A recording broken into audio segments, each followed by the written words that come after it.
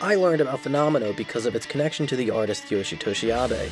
Little known fact, bit of a fan of his art, his style, and some of the stuff he's worked on. So I heard about Phenomeno back in March of 2020 and saw that it was some sort of horror visual novel, and I immediately took interest in it and wanted to not only read it, but learn more about it. As it turns out, it wasn't just a visual novel, but also a light novel series focused on supernatural horror, which is super up my alley. But then there came a major problem. Phenomeno, written by Nino Mae Hajime, was not in English. There was a translation project at the time, but that shit was inactive for 6 years. Only the first of 6 volumes were translated, which was kinda upsetting to learn about. But the visual novel was translated, and I decided to at least check that out and read through it. Thank you to my supporters. If you liked the video, consider subscribing or even joining the Patreon. Link on screen and in the description. If you do, you'll be thanked in the videos, be able to watch each video a week early, as well as gain access to bonus videos. The Phenomeno visual novel was made in collaboration with Nitro Plus. The deuteragonist Yoishi even made an appearance in the game Nitro Plus Blasters as an assist character. The visual novel was released digitally for free as promotion for the books as they were coming out at the time. Never released in English. But language barriers be damned, fans were there to pick up the slack. But I get why this shit never got the official Englishification, and that's because, as mentioned, this was released for free. Translations cost a pretty penny. A lot of pennies actually. So why bother putting in resources and translating this visual novel for an audience that wouldn't even receive the source material in their language to begin with? You know, the thing that it's trying to promote. The Phenomeno visual novel is more or less one-to-one just the first arc of the first volume, labeled Case 1. Case 1 takes up the first third of Volume 1, so you're getting a pretty sizable sampling of what Phenomeno has going for it. Phenomeno follows the college freshman, Nagito Yamada, as he moves into the big city of Tokyo and lives on his own for the first time. Without a lack of support network in his new environment, he takes to an online forum focused on the occult called Ikai Gabuchi.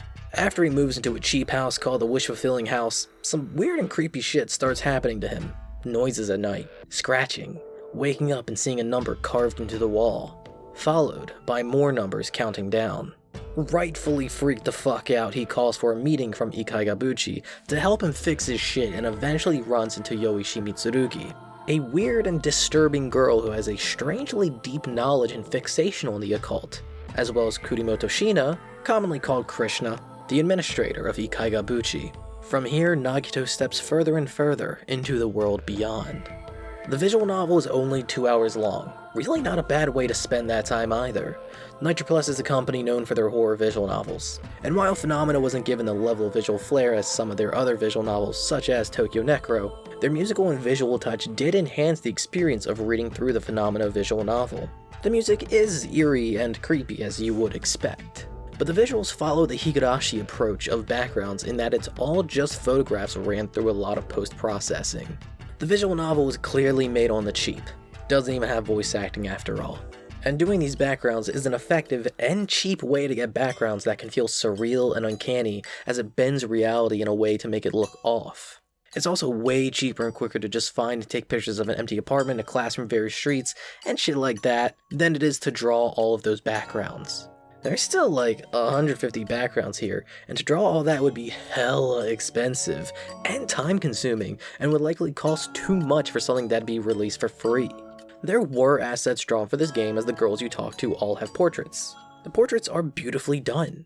There's only 3 characters depicted in this, so all resources can be poured into the few needed portraits. The artist for this translated Yoshitoshi Abe's character designs pretty well. You can clearly see that a lot of the main elements transferred over. The way the faces are drawn and the proportions of the features, especially the eyes, are distinctly Yoshitoshi Abe. And the way that each of the portraits are shaded in part by sketchy looking lines is also very in tune with how Yoshitoshi Abe draws his shadows. It's definitely cleaner than his art, fitting a more stereotypical anime style, traditional to visual novels. And a part of me would prefer more rougher, edgier portraits even closer to Yoshitoshi Abe's style. Again, there's only 3 characters depicted here, it would have been nice to go really all out. But again, shit's free. I get why the artist didn't go all out in emulating the style, and what we did get is still great quality. But after finishing the visual novel, I was a little bit upset. I was feeling the vibes given off by the visual novel, and I didn't know about the existence of the 6 light novels. But at that point, Only the first was translated, and I just didn't bother starting book 1 of 6 when I knew I couldn't read the rest of it. It was then, like, 2 or 3 fucking weeks later, that I saw that there was an update to the translation project. Someone picked it back up on April 14th, 2020. That was some amazing timing to gain interest in this. Over the next few years, I would wait and wait, waiting for the remaining books to become available in English. I'd periodically check for updates every few months or so and see a new case would be translated here and there. And so I would keep Phenomeno in the back of my mind and keeping tabs on it for the next 4 years, as the translation project concluded in November 24th, 2024. At which point I for some reason decided to wait another 9 months and read it this past August. The way Phenomeno is structured for the majority of its volumes is that Nagito ends up hearing about or encountering some spooky ass shit. Krishna tells Nagito to not get involved, which he inevitably does, and Yoishi is his sort of guide into haunted areas and encounters. The core of Phenomeno's mysteries and horror stems from the idea that the real ghost stories have something off about them, that there's something missing or overlooked in the story, and that there's something that doesn't quite make much sense. The world of the dead doesn't have to make much sense, so when there's that element of uncertainty, that's when the ghost story is the real deal. Phenomeno's chapters are called cases, with each case focusing on a different supernatural story that Nagito, Yoishi, and Krishna get involved in to some extent. The case that sticks out to me the most and represents Phenomeno at its best is Case 4, The Hole in the Clock Tower. Case 4 has Nagito turn on the news and sees a report of dead fish falling from the sky. So Nagito ends up talking to a fellow occult fanatic who goes by Karasu about the phenomenon of weird shit falling from the sky. Karasu's also one of the 3 characters depicted in the visual novel. Anyway, she tells him a story about how at the university Nagito goes to, there's similar stories about blood raining down from the sky nearby the clock tower on campus, and how there's a hidden room in that clock tower. Now, of course raining blood sure is freaky as fuck, but what stands out the most to Nagito is that there is no clock tower on his college campus. Even Krishna, when asked about it, denies the existence of a clock tower. And one night walking home, some blood rains down onto his cheek from somewhere unknown, and he ends up spotting the clock tower, which turns out to just be this gym storehouse. But on second glance, the clock face has a strange hole leading into the building, and simply looking at the hole, to Nagito, feels like something is staring back. This is when Nagito runs into Yoishi just hanging out outside the building, who's just going in and finding the hidden second floor of the building, despite the fact that something resides on that second floor. This whole chapter is Phenomeno at its strongest. You're presented with a mystery up front that sparks your interest, and every additional piece of information gained only adds to the intrigue and strangeness of the situation. Then once the two actually enter, you're hit with some decent building of tension. Nagito often feels something is off, and usually like there's some sort of presence, which there is, and Yoishi tells him to ignore it. The ghosts are real, and they're an ever-present threat to Nagito's physical and mental well-being, making every moment the two stick around investigating all the more tense. The various cases have a lot of fun premises like this that really did capture my interest of what the hell is happening. Like how a dead artist only ever painted 5 self-portraits, but then somehow a 6th is found. There's a lot of fun ideas in Phenomeno, and the most fun I had reading it was during the moments of exploring the supernatural phenomena in both the information gathering stage as well as the exploration stage of each case. If what I've described sounds interesting, then yeah, you probably should go and check out at least the first 2 or 3 volumes of this. They're light novels, they're short as hell. 2 or 3 volumes are lower commitment than you think. You could easily crush a single book in an afternoon. But Phenomeno doesn't come without its fair share of quite frankly weird shit that I didn't vibe with. Nor do I think a lot of people may vibe with either. My friend read through the first volume as well, and he was not a fan of a lot of elements that plays a consistent role throughout the books. First off, Nagito is kind of a bitch. Like, I'm not here making fun of him from being scared of ghosts and shit like that. A horror story wouldn't be a lot of fun if the protagonist didn't sell the horror whatsoever. But it's more that Nagito is kind of fucking stupid, occasionally frustratingly so. The moment that best encapsulates this is during Case 2. In Case 2, Nagito and Yoishi are in a haunted hospital and they come across a notebook written by a deceased child who was once a patient.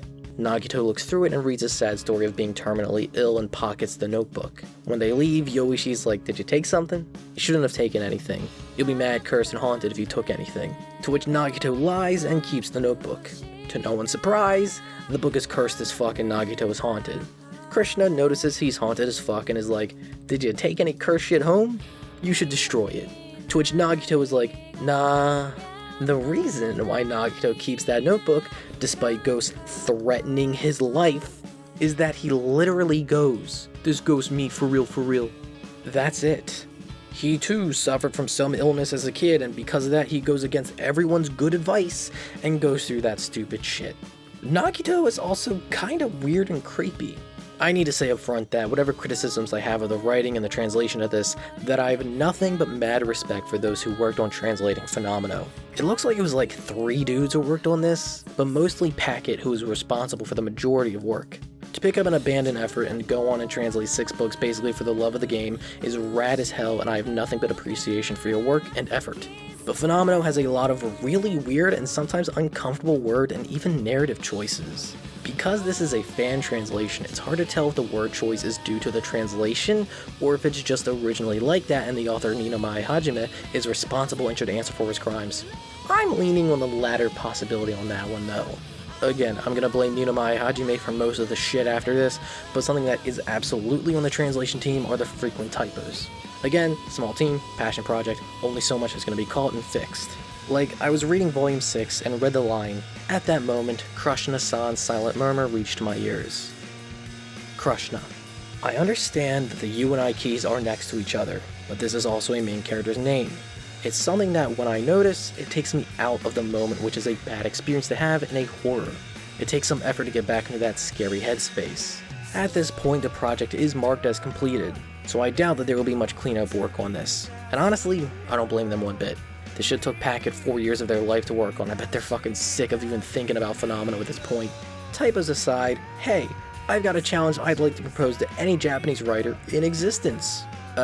Is it possible to stop writing about high school girls? Okay, I get why culturally the Japanese are stuck in that era of youth specifically, but also the main character is in college.